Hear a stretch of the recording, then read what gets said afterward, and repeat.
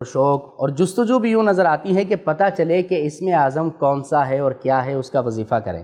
کیا فرماتے ہیں اس حوالے سے؟ اسم اعظم کا شوق تقریباً ہر اس آدمی کو ہوتا ہے جس سے اسم اعظم کے بارے میں پتہ ہے کہ اس کے فوائد کیا ہیں، اس کے اثرات کیا ہیں. بنیادی طور پہ یہ ہے کہ اسم اعظم اللہ تعالیٰ کا وہ نام ہے کہ جس نام کے ذریعے اللہ تعالیٰ سے دعا کی جائے تو فوراً قبول ہو جاتی ہے اور فوراً اس کا اثر ظاہر ہو جاتا ہے.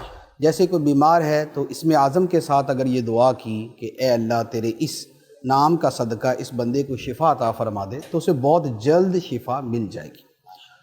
تو چونکہ یہ کاموں کے لیے ایک ماسٹر کی ہے، ہر کام جو ہے اس سے بالکل فوری ہو جائے گا، تو اب لازمی بات ہے کہ ہر بندہ اس کا طلبگار ہوگا کہ مجھے اسم اعظم مل جائے. اب اسم اعظم ہے کیا؟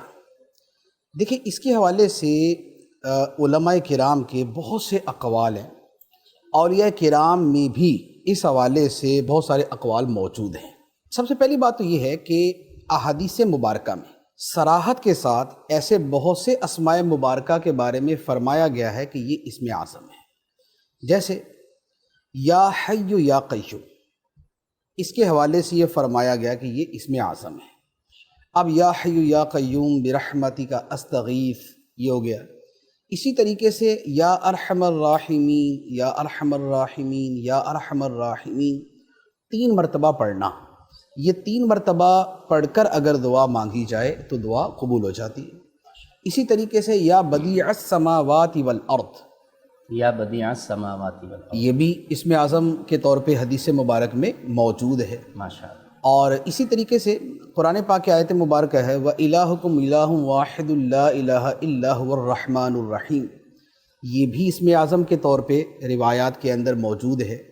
اسی طریقے سے جو آیت کریمہ ہے لا الہ الا انت سبحانک انی کنت من الظالمین، اس آیت مبارکہ کے بارے میں بھی حدیث بھی ہے اور خود قرآن پاک کی آیت میں بھی اشارہ ہے کہ اسے پڑھ کر دعا مانگی جائے تو اللہ تعالیٰ اس دعا کو قبول فرماتا ہے.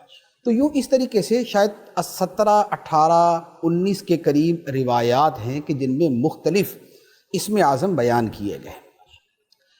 اولیاء کرام نے اس حوالے سے جو فرمایا ہے وہ فرماتے ہیں، ان میں کیا ہے، جیسے غوث پاک رضی اللہ تعالیٰ عنہ کا فرمان ہے کہ لفظ اللہ یہ اسم اعظم ماشاءاللہ، کہ اللہ کہہ کر دعا مانگی جائے تو دعا قبول ہوتی ہے. اسم جلالت اللہ، یہ اسم جلالت ہے.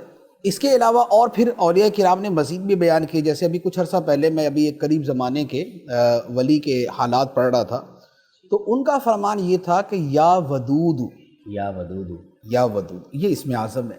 وہ اسی کے اوپر زور دیتے تھے، اپنے مریدوں کو یہی بتاتے تھے، لوگوں کو یہی بتاتے تھے.